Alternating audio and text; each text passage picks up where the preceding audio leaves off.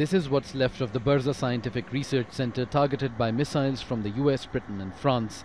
The site near the Syrian capital Damascus was among 3 alleged chemical weapons facilities hit during the joint operation. The US hopes the Assad government got the message that its actions will not go unpunished. But the tone on Syrian state media was that of defiance in the face of what they called tripartite aggression.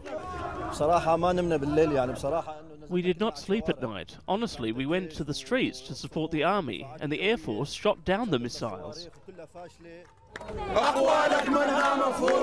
Syria's war has divided opinion in the Middle East. People came out in solidarity with the Assad government in cities where there's support for Iran and Hezbollah, or there's high anti-US sentiment. To the relief of the Syrian government and its allies, the operation was limited instead of a much-discussed sustained attack. The Syrian government thanks its Russian partners for the warning about the much-anticipated strikes.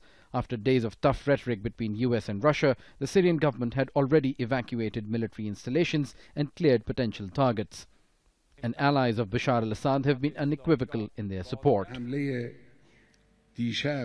Last night's strike that happened at dawn against Syria is a crime. I clearly announced that the US President, the French President and the British Prime Minister are criminals and have committed a crime. Those on the receiving end of the Syrian government's attacks and bombs welcomed the military action.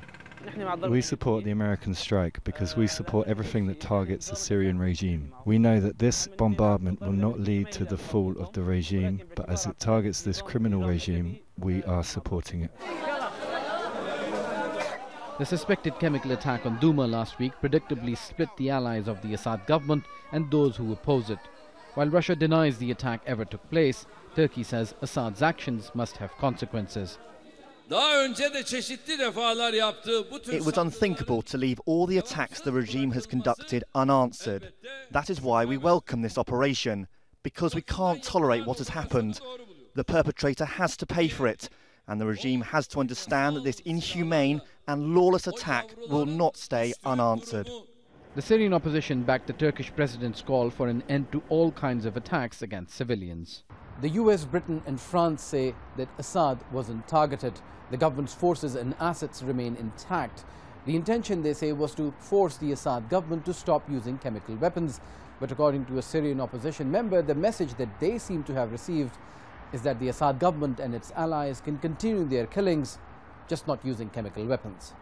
Osama bin Javaid, Al Jazeera, Gaziantep.